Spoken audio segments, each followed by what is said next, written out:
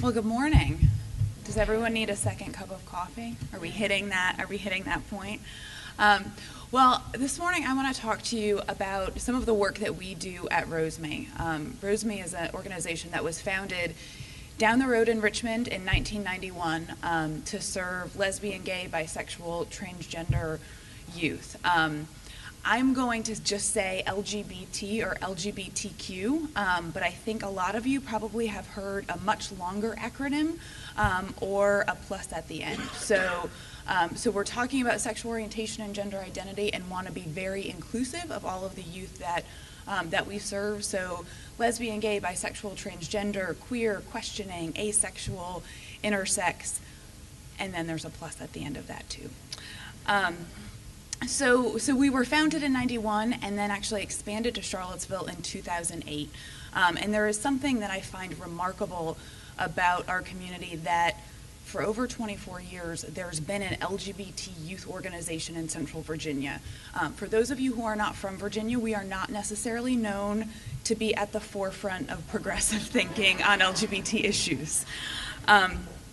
Some of that is changing, but it shows the incredible power that comes from members of the community coming together and volunteers coming together and saying, we have an issue.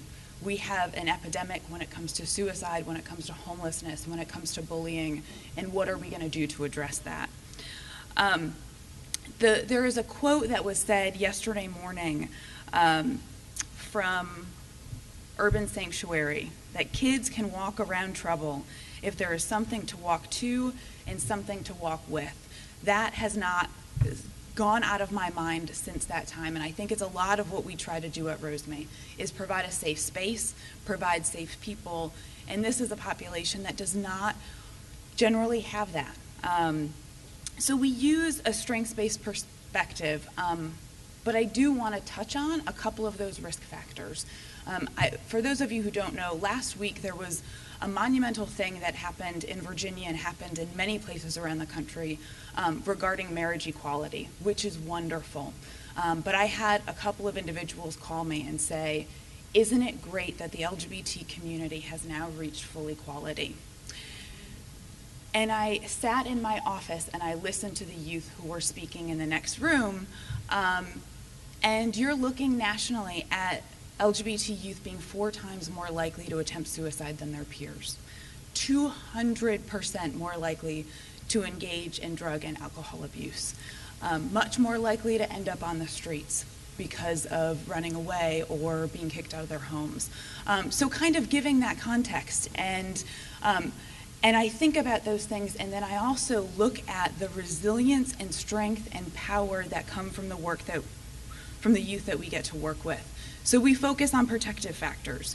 We focus on building peer connections, building coping skills and mechanisms, if possible, building on family connectedness. It is one of the biggest protective factors that the youth that we work with do not necessarily have.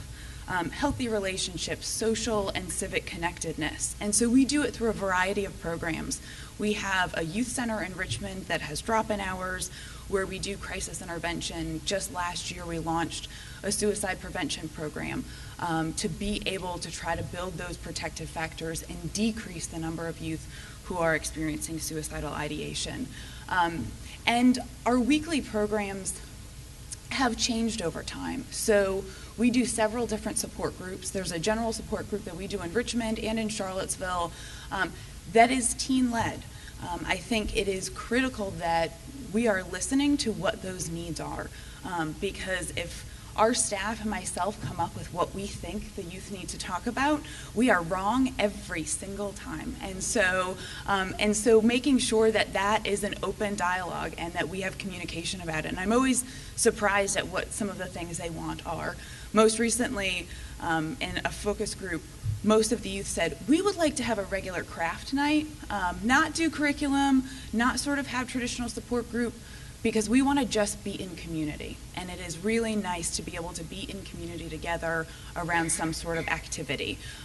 Another suggestion was, why don't we share a meal? So once a month before support group, we share a meal together. We also have a leadership program that for a lot of the youth who come through Rosemary's doors, there comes a point where they come to us and say, you know what, I feel like I have taken so much out of this and I want to be able to do something to give back. And so an example that actually just happened is that the youth in our leadership program designed a curriculum on healthy relationships because it is something that I think a lot of young people struggle with. They designed it. They went to one of our general support groups and presented that curriculum and led a dialogue that I think adults would not have necessarily been able to lead. There's two programs that we have that are new within the past couple of years, and it gets me to talking about emerging needs. So what we saw in 1991 is not what we see today.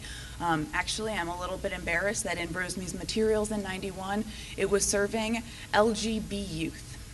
There was no T on the end there. And a third of the young people that we serve now identify as transgender, which is a radical shift. And it's something that's not just happening in Central Virginia. I talk to colleagues nationally who are seeing the same thing. And so historically, you would have individuals who identified as transgender coming out much later in life. This was not something that happened at 13, 14, 15, even though our gender identity really develops at age 3 or 4. So we were recognizing that this also was one of the most at-risk groups. And so we started having conversation with some of the trans youth who were coming to programs, and they said, we want our own space. We need our own space. And one of the things that we don't have is people who look like us. And our programs are facilitated with the help of staff by a whole team of trained volunteers. And we had this moment where we realized we only have a handful of transgender adults who are facilitating groups. And that makes the space not as safe as it needs to be. And so we made a commitment when we launched a transgender support group 3.5 years ago that at every single meeting there would be at least one, preferably two, facilitators who identified as transgender. And with the exception of 1 week when it seemed like everyone was sick, that has happened. And it has made all of the difference. The other program that we launched about 1.5 years ago was a middle school support group. If you asked me when I started at Rosemary if we would be serving 11, 12, and 13-year-old young people, I would have laughed at you and I would have told you I was terrified. But we kept getting calls from middle school teachers and counselors and from parents and from youth themselves who said, I have these feelings, I have words to put to them, and I don't have any resources. There's no gay-straight alliances in middle schools. Middle schools consistently say this is a high school issue. For anyone who works with middle schoolers, sexuality is not a high school issue. It is very much so a middle school issue. But there is a fear around talking about sexuality as far as sexual orientation, and that you might not necessarily be heterosexual. So we went in to launch a brand new program with this age group that looks very different than anything we've done before. It is arts-based. It is a closed group where we meet for 8-week sessions and take a couple of weeks off and meet again for 8-week sessions. What is really nice to see now is that all of the young people who were in the initial class are now in our older programs. Sometimes they say now we're part of real Rosemary, which we don't want them to feel like there's young Rosemary and real Rosemary. But it has been wonderful to see the change in isolation, because for the middle school youth who come to us, isolation is probably the biggest thing. We have many young people who don't have any peer relationships, who do not have friendships, who walk in withdrawn. Within 2 weeks of sitting in a room with other youth who have had similar experiences, there's laughter. And there is nothing like the sound of laughter from young people who have not laughed in a really long time. I want to actually make sure that Elena has some time to speak and to talk about the outcomes that we see by providing a safe space, by providing that connectedness, by making sure that young people are not isolated and have some sort of hope for the future. I think that's one of the big things, is being able to recognize not only am I okay just as I am, but I can be anyone that I want to be. So I'm going to turn things over to Elena to let her share some of her story about participating in our Rosemary Blue Ridge program.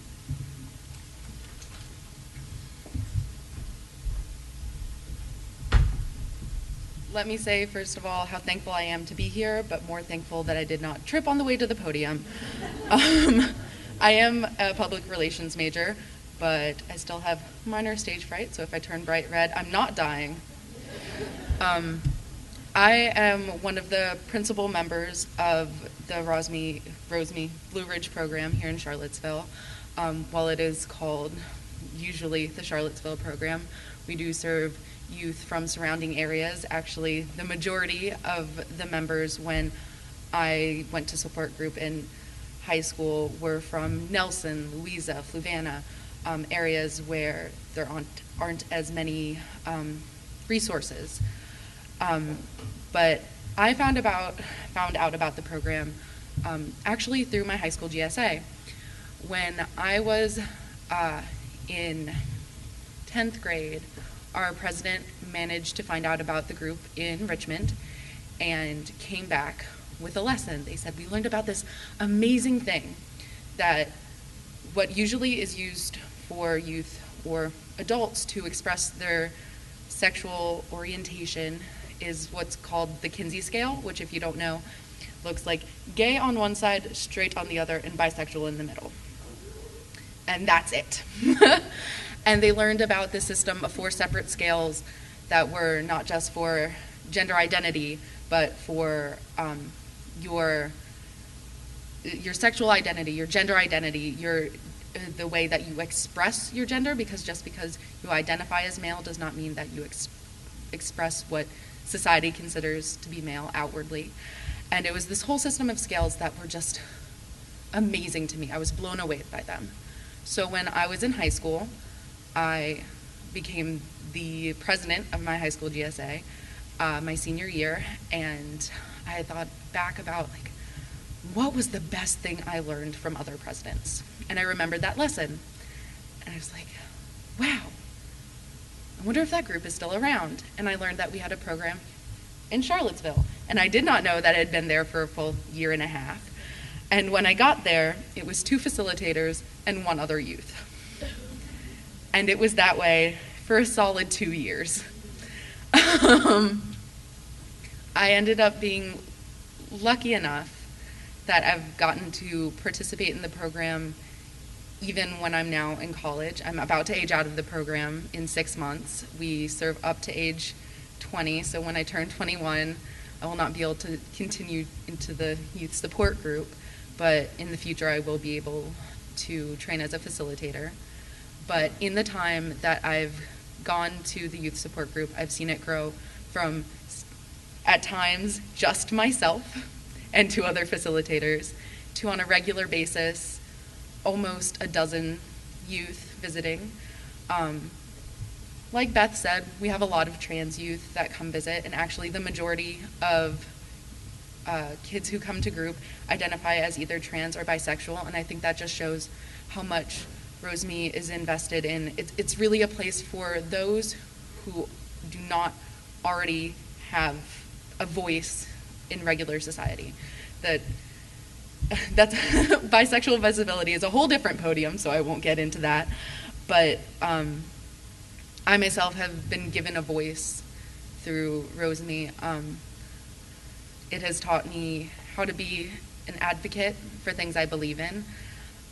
It's taught me how to research my political standings and really think about it, and then have a discussion with people about my beliefs, to remain calm even when I am dealing with emotional subjects, and how to formulate a valid argument without degrading another person's point of view. The main thing that I think Rosemary Charlottesville does is provide a space in the LGBTQ community for youth. The gay community in Charlottesville for a very long time looked like young adults and older people going to nightclubs. And if you weren't 21 or over, You couldn't go out to bars or clubs and hang out with the rest of the community, and there was no youth community for gay, lesbian, bisexual, and transgender youth. We now actually have our first annual teen night at a gay club here in Charlottesville. We participate in the Charlottesville's third annual, I'm so excited, Gay Pride Festival. We've only had it for 3 years, but the amount of impact that I've seen Roseme have on the youth. I've been lucky enough that I had parents who were relatively supportive when I came out to them, and friends who were amazing. But I've seen other youth whose parents didn't agree with them, who weren't even out, who weren't sure about their identity, blossom into articulate, self-sure, confident people, and it just gives me hope. I think that's all I have to say for now. But thank you again for having me. It's been an amazing opportunity, and you guys are so attentive.